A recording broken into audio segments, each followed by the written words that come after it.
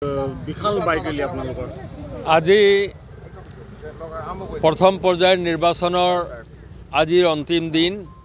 আৰু এই আমি সোণাৰীৰ একেবাৰে হিমামূৰীয়া তিতলাগড়ৰ পৰা আমাৰ বাইক ৰেলী আমাৰ বিৰোধী ঐক্যমঞ্চৰ কংগ্ৰেছৰ মনোনীত প্ৰাৰ্থী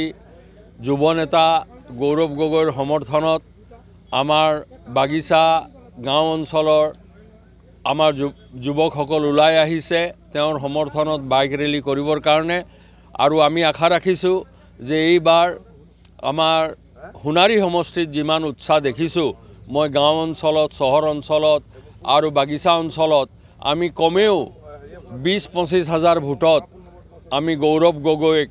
আমাৰ সোণাৰী সমষ্টিৰ পৰা লিড দিয়াব পাৰিম বুলি আমাৰ বিশ্বাস জন্মিছে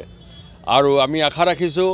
আৰু অতি আনন্দিত যে এইবাৰ আমাৰ নিৰ্বাচন অতি শান্তিপূৰ্ণভাৱে হৈছে আৰু এতিয়ালৈকে পাৰ হৈছে আৰু দুটা দিন আছে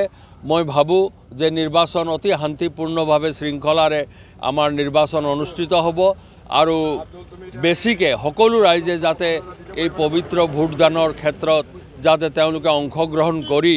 যাতে সবেই ভোট দিবলৈ ওলাই আহে যুৱক যুৱতী বৃদ্ধ বৃদ্ধা সকলো ওলাই আহি যাতে এক ৰেকৰ্ড পৰিমাণৰ ভোট আমি সোণাৰী সমষ্টিত প্ৰদান কৰিব পাৰোঁ তাৰ কাৰণে আমাৰ কংগ্ৰেছ কৰ্মীসকলে আমাৰ জিলা কংগ্ৰেছৰ সভাপতি আমাৰ উৎপল গগৈৰ নেতৃত্বত আমাৰ ব্লক কংগ্ৰেছসমূহে আৰু অন্যান্য আমাৰ সমৰ্থিত দল ৰাইজৰ দল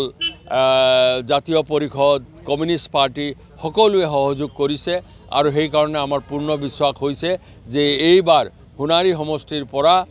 আমি গৌৰৱ গগৈ কমেও 20-25 হাজাৰ ভোটত লিড দি পঠিয়াব পাৰিম।